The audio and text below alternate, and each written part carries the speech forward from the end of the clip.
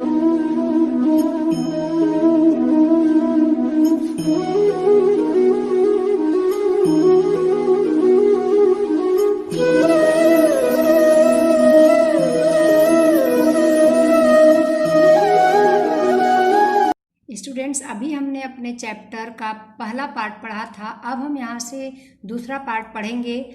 जन्म जन्म मुनि जतन कराही, अंत राम कहीं आवत नाही। यहाँ इस पैराग्राफ में, इस पंक्ति में कहा गया है कि जन्म जन्म से हम मुनियों की तरह जतन करते हैं और अंत में राम का नाम कहने नहीं आता है। उस दिन संसार ने पाया था कि ऋषियों की परंपरा टूटी नहीं है, बल्कि उसमें नई ज्योति की एक नई कड़ी जुड़ गई है। काश यह ज्ञान उस अज्ञानी को हो पाता जिसने हिंदुत्व के नाम पर इतना बड़ा अनर्थ किया। किंतु बापू अमर है अपने दिव्य रूप में। वह सिर्फ यहाँ ही विद्यमान नहीं है, यत्र तत्र सर्वत्र उनकी सत्ता और महत्ता व्याप्त है और तब तक व्याप्त रहेगी जब तक आकाश में चांद, तारे और पृथ्वी, उद्भिज, अंडज, पिंडज हैं। यहाँ लेखक के कहने का तात्पर्य है कि वह नाथू के बारे में कहते हैं जो कि बापू को मारा था। लेखक के कहने का तात्पर्य यह है कि तुमने हिंदू के नाम पे इतना बड़ा अनर्थ काम क्यों किया। तुमने बापू को भले ही मार दिया है, वह मरने के बाद भी अमर हैं, यानी वो मरे नहीं हैं। वह यहाँ बापू को मारने वाले नाथू को लेखक उसको अज्ञानी कहते हैं और वह अपने दिव्य रूप में वह बताते हैं कि बापू सबके दिव्य रूप में यहीं विराजमान है। यहाँ यत्र तत्र का अर्थ होगा यहाँ और वहाँ, सर्वत्र का अर्थ होगा सभी जगह। वह कहते हैं कि बापू यहाँ वहाँ सभी जगह पर बापू की सत्ता है, उनका महत्व है और जब तक यह धरती रहेगी, आकाश रहेगा, चांद तारे रहेंगे, पृथ्वी रहेगी, तब तक बापू अटल हैं। बापू मरने के बाद भी जिंदा हैं। ओ बिस्तर, इस सादगी में भी तुम कितने महान हो, क्या इस एहसास तुम्हें कभी होता है। लेखक यहाँ कहते हैं, वो बिस्तर से फिर बातें करने लगते हैं कि ये बिस्तर, तुम सादगी में हो, क्या तुम महान हो, इसका तुम्हें एहसास होता है। अरे तुम्हें देखकर कितने रत्न जड़ित स्वर्ण सिंहासन भी ईर्ष्या से जलते होंगे। क्यों? क्योंकि इस पे बापू का आसन था, उस पे बापू रहते थे। क्या कभी उन पर एक क्षण को भी उतना बड़ा आदमी बैठा होगा। यहाँ लेखक बापू को बड़ा आदमी बताते हैं और बापू के बिस्तर को सादगी बताते हैं कि जितना तुम्हारा महत्व है उतना जिसमें रत्न जड़ा होता है, यानी मोती जड़ी होती है, सोने के सिंहासन होते हैं, वह भी तुमसे ईर्ष्या करते हैं। क्यों? क्योंकि तुम्हारे इस बिस्तर पे बापू का वास रहता है। बापू बहुत बड़े आदमी हैं। आदमी को कितने ही दिनों, महीनों, वर्षों तुम्हें अपने ऊपर आसीन करने का गौरव प्राप्त हो सका। यहाँ लेखक के कहने का तात्पर्य है कि हे बापू के सादगी वाले बिस्तर, तुम्हारे सामने रत्न जड़ित, यानी रत्नों से, मोतियों से, सोने का सिंहासन भी तुमसे ईर्ष्या करता है, क्योंकि उन पर भी इतना बड़ा आदमी कभी बैठता नहीं है। यहाँ लेखक के लिए बापू संसार के सबसे उदार व्यक्ति हैं। यह गौरवशाली बिस्तरा, जिसके सिरहाने दीवार से सटी काठ की तख्त थी, जिसकी कठोरता को कम करने के लिए उतना ही बड़ा तकिया, थक जाने पर बापू उसी तकिए के सहारे बैठते। लेखक कहते हैं कि वह बिस्तरा गौरवशाली है और जिसके सिरहाने पर एक काठ की तकिया रखी है। बापू जब थक जाते थे तो उसी तकिया के सहारे बैठते थे। बिस्तरे के दाहिने बापू की कुछ आवश्यक वस्तुएं, पत्तों का बना टोकरा जिसमें वो रद्दी कागज पत्रों को डाल दिया करते थे। बिस्तर के दाहिने तरफ बापू की कुछ जरूरी चीजें थी। पत्तों से बना एक टोकरा था जिसमें वो रद्दी कागज और पत्र डालते थे। आज भी उसमें कुछ ऐसे कागज पत्र हैं। उसी की बगल के समीप दीवार से सटा पीतल का थूकदान, यानी वहां बापू उसमें थूकते थे, जिसे बापू स्वयं साफ करते थे। बापू अपने थूकदान को किसी से साफ करवाते नहीं थे, वो खुद साफ करते थे। कलमदान, जिस पर अभी भी उनकी लेखनी है, यह जादू भरी लेखनी, इसने अपनी नोक से न जाने कितने लोगों के प्राणों को उद्वेलित किया। एक स्टैंड पर पेंसिल, फिर यह यरवदा चक्र, जिसके से ही सारा भारत नाचने लगा। ठीक उसी तरह जिस तरह कृष्ण की वंशी से गोपियां नाचने लगी। अपने को भूलकर, कुल परिवार को भूलकर, सारे संसार को भूलकर, उससे सटे कताई के कुछ फूटकर सामान में पुनी तात आदि, फिर 3 खानों का एक छोटा सा सल्प। यहाँ इस पैराग्राफ में लेखक ने बापू के सारी चीजों का वर्णन किया है कि जो बापू के पास आसपास इर्द गिर्द जो चीजें रखी रहती थी, और बापू की कल्पना उन्होंने कृष्ण भगवान से की है कि जैसे कृष्ण भगवान की बंसी से गोपियां उनके इशारे पे नाचने लगती थी, उसी प्रकार बापू के सामान से, यानी बापू के पेंसिल से, बापू के लेखनी यानी पेन की नोक से न जाने कितने लोग बापू के सामने प्राण देने को तैयार हो जाते थे।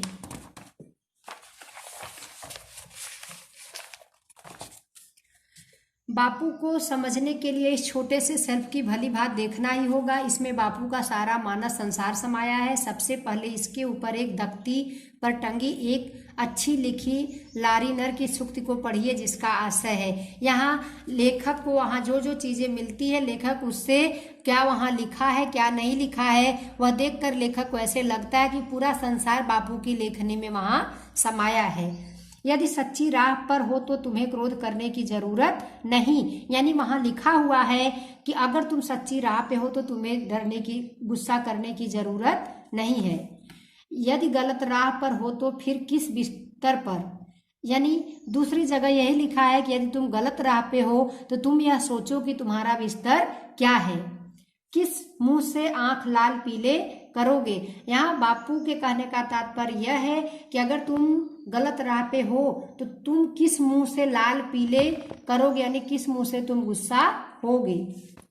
सेल्फ के ऊपर पत्थर का एक टुकड़ा यूं ही उबड़ खाबड़ कहीं से उठाया लाया गया। यह बापू के लिए पेपरवेट का काम करता था, यानी वो जो सेल्फ का पत्थर का टुकड़ा है उसी पे ये सारी जो सूंघती है उसी पे सुविचार के रूप में लिखी हुई है। नीचे के 2 खानों में बापू की किताबें, पहले खाने में सार्थ गुजराती जोहड़ी कोर्स, यानी गुजराती की जो आज के समय में हम बोलते हैं कि कोर्स यानी डिक्शनरी, वहाँ एक बापू की गुजराती डिक्शनरी है। रिथी किंग, क्रिश्चियनिटी, हजरत ईसा और ईसाई धर्म की, श्रीमद् भगवत गीता, दूसरे खाने में रामचरितमानस, श्री स्वास्थ्य वृत्ति, आश्रम भजन वाली और गीता आड़ी गीताई किताबों के खाने में एक एल्युमिनियम का डिब्बा जिसमें सूत आदि, फिर वे 3 सुप्रसिद्ध बंदर जिन्होंने इतिहास में स्थान पा लिया है।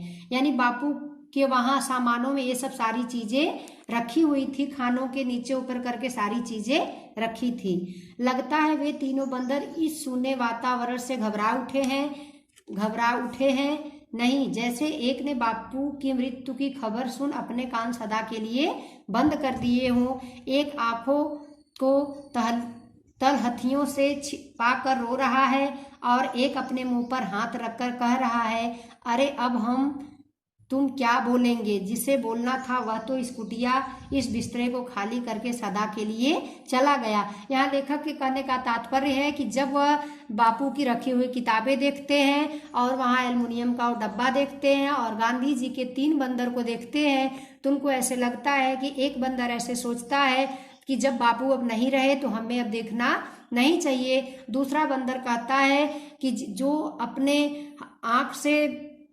अपनी आंख बंद कर लिया है, एक कहता है कि जब वह बापू की मृत्यु की खबर सुनता है तो वह अपना कान बंद कर लेता है, उसको यह खबर सुननी नहीं है। और दूसरा जो अपने आंखों को हथेलियों से छिपा कर रो रहा है, वह लेखक को ऐसे लगता है कि बापू के मृत्यु के बाद वह रो रहा है, इसके लिए उसने अपना हाथ अपने आंख पे रख लिया है।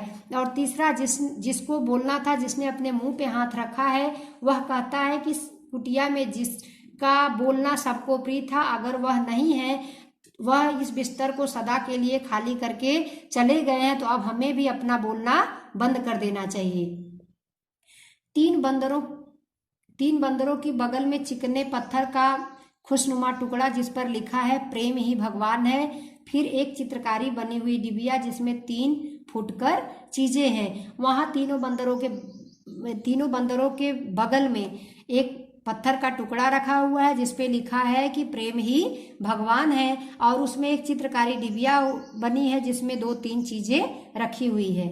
बिस्तरे के दूसरी ओर 3 छोटे छोटे डेस्क जिन्हें वह शायद लिखने के समय व्यवहार में लाते थे। डेस्कों के बाद खंभे से सटी चटाई पर एक छोटा सा कालीन, जिस पर दीवार से लगा एक तकिया। यही मान्य अतिथि बैठाए जाते थे। वे बापू के घुल मिलकर बातें करते। फिर सारे घर से चटाइयाँ, यानी वहाँ बापू बैठकर बापू के अतिथि जो उनसे मेहमान मिलने आते थे, बापू कालीन बिछाते थे, कालीन पे वो लोग बैठते थे और बापू दीवार पर तकिया लगा के रहते थे।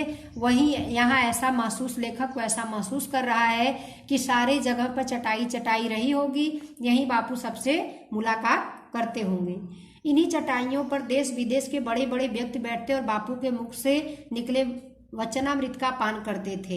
यहाँ लेखक महसूस करते हैं कि उसी चटाई पर देश विदेश से जो भी बड़े बड़े व्यक्ति आते थे वो उस पे बैठते थे और बापू के वचनामृत, यहाँ वचनामृत उनके वचनों का पालन, उनके वचनों का पान करते थे, यानी वो जो अमृत वचन कहते थे उसको वो सुनते थे। बापू चक्र को घुमाते हुए उनसे बात करते जाते, यूं काम के साथ बात को मिलाकर मानो हमें सदा चेतावनी देते, देखो समय बर्बाद मत करो। यानी बापू अपने चरखे को काटते रहते थे और बातें करते रहते थे। बापू के कहने का तात्पर्य था कि हमें अपने काम को रोककर बातें करनी नहीं चाहिए, इससे हमारा समय व्यर्थ होता है। तुम्हारी बातें भी तुम्हारे चक्र को कभी नहीं रोक सकेंगी। बापू के कहने का तात्पर्य था कि हमारे किसी भी काम में हमारी बातें रुकावट नहीं बनती हैं। जिन चटाइयों पर कभी नेहरू, राजेंद्र प्रसाद पटेल के सामने देश के बड़े से बड़े लोग और संसार के बड़े से बड़े राजनीतिक पत्रकार साहित्यिक बैठते थे, उन पर आज इस दोपहरिया में अकेला मैं बैठा हूँ। इस बात की कल्पना भी भावमुग्ध कर रही है। लेखक कहते हैं कि जिस चटाई पे बड़े बड़े लोग बैठते थे, आज उस पर मैं अकेले बैठा हूँ।